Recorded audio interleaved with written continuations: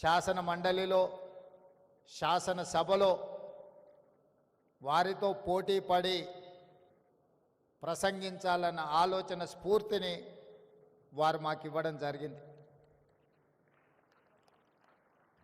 ఈరోజు ఒక మాట ఈ వేదిక మీద నుంచి నేను అధికారికంగా చెప్పదలుచుకున్నాను. తెలంగాణ రాష్ట్ర విభజన సందర్భంగా 16,000 కోట్ల రూపాయల మిగులు బడ్జెట్తో తెలంగాణ రాష్ట్రం ఏర్పడ్డది అని అంటే 16 సార్లు రోసయ్య గారు ఆర్థిక మంత్రిగా ఉమ్మడి రాష్ట్రంలో ఒక నిబద్ధతను,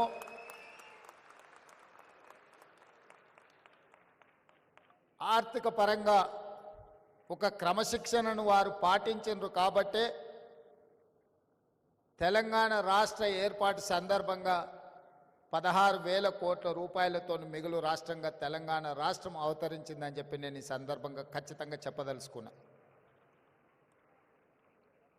2007 సంవత్సరంలో మొట్టమొదటిసారి శాసన మండలిలో నేను ప్రవేశించినప్పుడు సభలోకి వెళ్ళినప్పుడు ఒక పక్కన చుక్కా రామయ్య గారు, ఇంకొక పక్కన ప్రొఫెసర్ నాగేశ్వర్ గారు, ప్రభుత్వ పక్షాన ఆర్థిక మంత్రిగా రోసయ్య గారిని చూస్తే ఒకలాంటి భయం.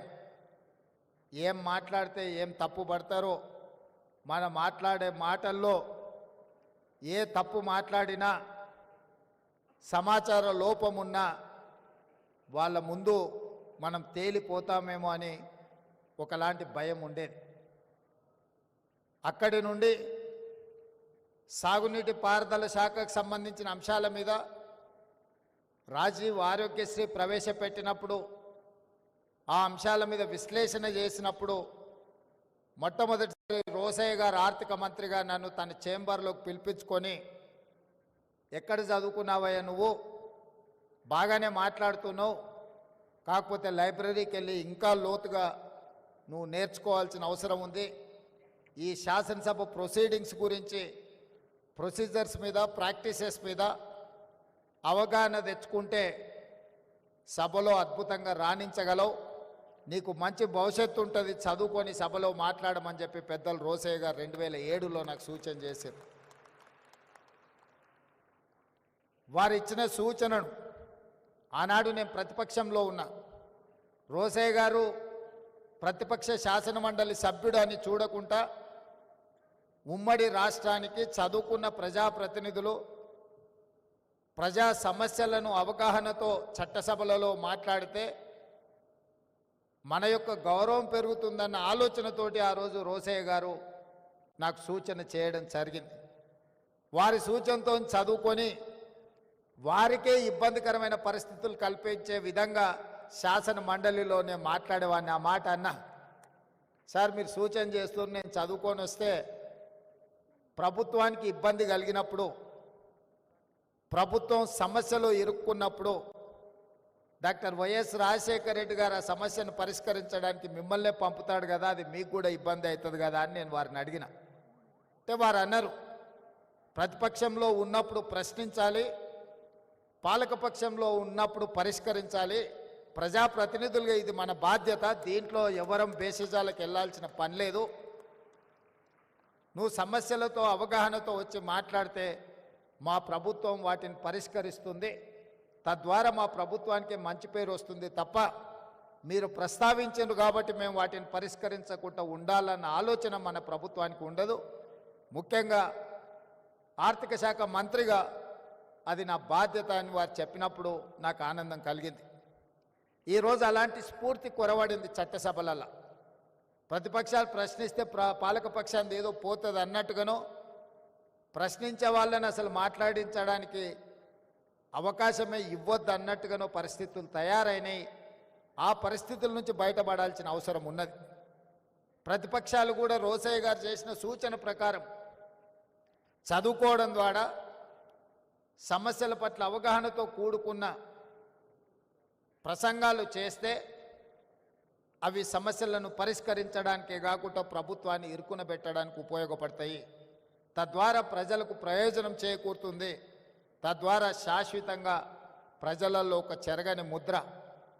ఈరోజు రోసయ్య గారు వారి కుటుంబం రాజకీయాలలో లేరు. రాజకీయ అవసరాల కోసం మనం వెళ్తే వాళ్ళు పరిష్కరించగలిగిన పరిస్థితుల్లో ఉండకపోవచ్చు. అయినా ఇన్ని వేల మంది ఈరోజు ఇక్కడికి వచ్చిండ్రు అని అంటే శాసనసభ్యుడిగా, శాసనమండలి సభ్యుడిగా, పార్లమెంట్ సభ్యుడిగా, ఉమ్మడి రాష్ట్ర ఆర్థిక మంత్రిగా వివిధ శాఖలను నిర్వహించిన అనుభవంతో వారు ముఖ్యమంత్రిగా, గవర్నర్గా దాదాపుగా 50 సంవత్సరాల పైగా ప్రజా జీవితంలో వారు రాణించినరు. ఎన్జి రంగా గారి శిష్యుడిగా వారు ఒక గొప్ప గుర్తింపును తీసుకొచ్చిండ్రు. తమిళనాడుకి ఏ గవర్నర్ వెళ్ళినా, తమిళనాడు రాష్ట్రంలో గవర్నర్ ఎవరు బాధ్యతలు నిర్వహించినా ఏదో ఒక వివాదంలో ఇరుక్కోవడమో లేకపోతే ఆ ముఖ్యమంత్రులతో తగవు పెట్టుకొని వారు ఏదో ఒక సమస్యలో కూరుకుపోవడమో జరుగుతుంది. కానీ అనుభవం కలిగిన రోసయ్య గారు అత్యంత రాజకీయ వివాదాస్పదమైన తమిళనాడు రాష్ట్రంలో కూడా గవర్నర్గా రాణించి వారి యొక్క అనుభవాన్ని అక్కడ వారు ప్రదర్శించారు. అంటే వారి స్ఫూర్తి, వారి పట్టుదల, మాటలలో వారి చతురత, పాలకపక్షంలో ఉంటే ప్రతిపక్షాలను ఇరుకునబెట్టడం కానీ, ప్రతిపక్షంలో ఉంటే ఎవరు ముఖ్యమంత్రిగా ఉన్నా వారిని ఇరుకునబెట్టే విధానం మనం నేర్చుకోవాల్సిన అవసరం ఉన్నది. ఈరోజు ముఖ్యమంత్రిగా వారు ఆనాడు మర్రి చెన్నారెడ్డి కావచ్చు, నేదురుమల్లి జనార్దన్ రెడ్డి గారు కావచ్చు, భవనం వెంకట్రామ్ గారు కావచ్చు, అంజయ్య గారు కావచ్చు, లేదా డాక్టర్ వైఎస్ రాజశేఖర రెడ్డి గారు కావచ్చు, వాళ్ళు ప్రశాంతంగా ప్రభుత్వాన్ని నడిపి ముఖ్యమంత్రులుగా వారు అధికారాన్ని చెలాయించిందంటే సమస్యల్ని పరిష్కరించడానికి కుడిభుజంగా రోసయ్య గారు ఉన్నారు కాబట్టే వారు ప్రశాంతంగా ముఖ్యమంత్రులుగా కార్యక్రమాలను నిర్వహించారు. ఈరోజు తెలంగాణ శాసనసభలో రోసయ్య గారు లాంటి వ్యూహాత్మకంగా సమస్యల్ని పరిష్కరించగలిగిన సహచర నాయకులు లేకపోవడం కొట్టొచ్చిన లోటుగా కనిపిస్తుంది. అలాంటి సహచరుడు ఉంటే ముఖ్యమంత్రిగా ఎవరైనా అద్భుతంగా రాణించవచ్చని నేను ప్రగాఢంగా నమ్ముతున్నా.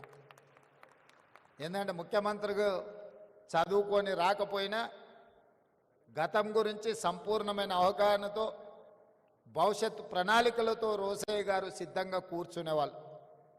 మనం విఠలాచార్య సినిమాలో చూసేవాళ్ళం. అక్కడ అగ్గిబాణం వేస్తే ఇటువైపు నుంచి వానబాణం వేసి అగ్గిని ఆర్పే విధంగా ప్రతిపక్షాలు ఎంత ధీటుగా సమస్యల్ని ప్రస్తావించినా రోసయ్య గారు అంతే చతురతతో వాటిని ఎదుర్కొని ప్రభుత్వాన్ని ఎల్లవేళలా కంచె వేసి కాపాడేవాడు. అందుకే ముఖ్యమంత్రులుగా ఎవరున్నా నెంబర్ 2 పొజిషన్ పర్మనెంట్, 1 పొజిషనే మారుతూ ఉండేది. అది విజయభాస్కర్ రెడ్డి అయినా, చెన్నారెడ్డి గారైనా, అంజయ్య గారైనా, భవనం వెంకట్రామైనా, డాక్టర్ వైఎస్ రాజశేఖర రెడ్డి గారైనా, ఇలా 1 పొజిషన్లో పాత్రలు ఎప్పుడూ మారేటివి.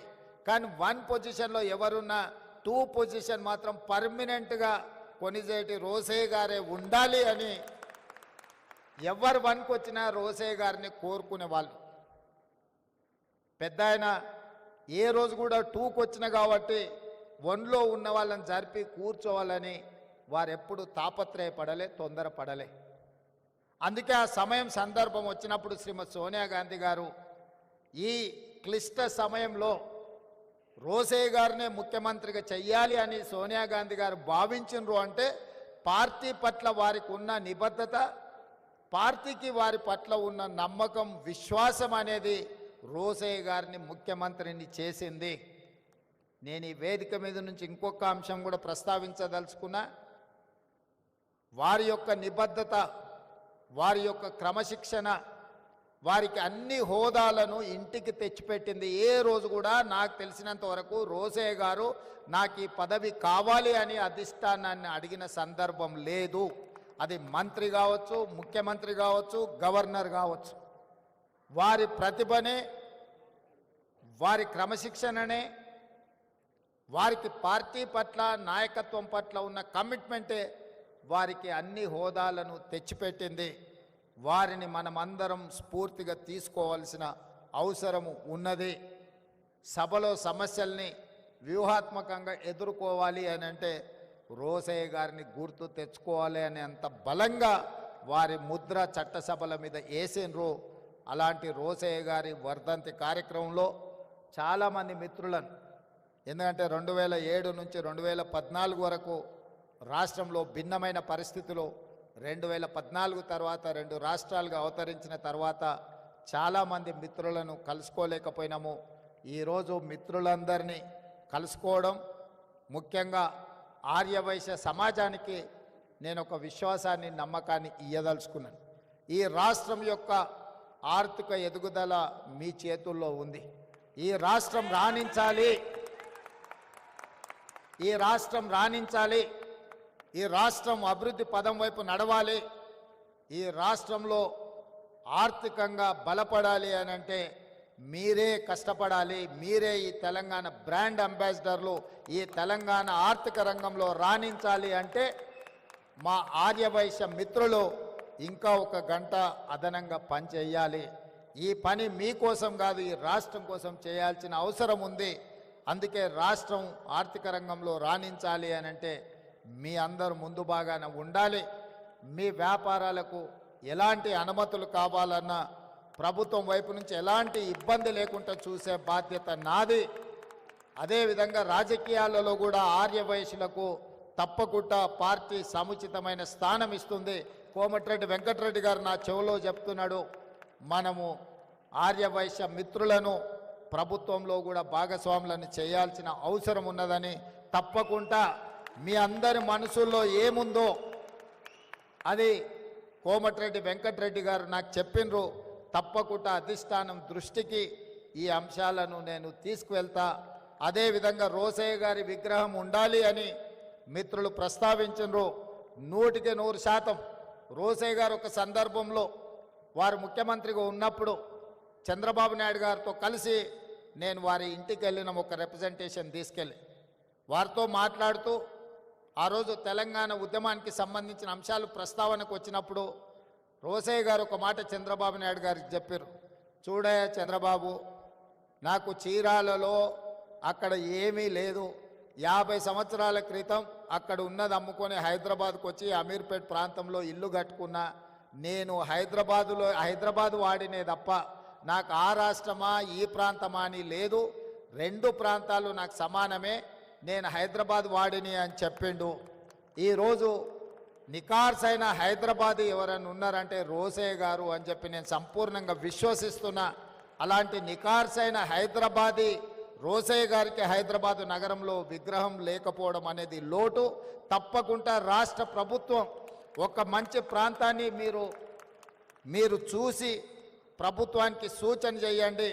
మా ఆర్ఎండ్బి శాఖ మంత్రి కోమటిరెడ్డి వెంకటరెడ్డి గారికి ఏ ప్రాంతంలో రోసయ్య గారి విగ్రహం పెడితే బాగుంటుందో ఒక ప్రాంతాన్ని సూచన చెయ్యండి. తప్పకుండా రోసయ్య గారి రాబోయే 4వ వర్ధంతి లోపులోనే రోసయ్య గారి విగ్రహాన్ని మనం పెట్టుకుందాము.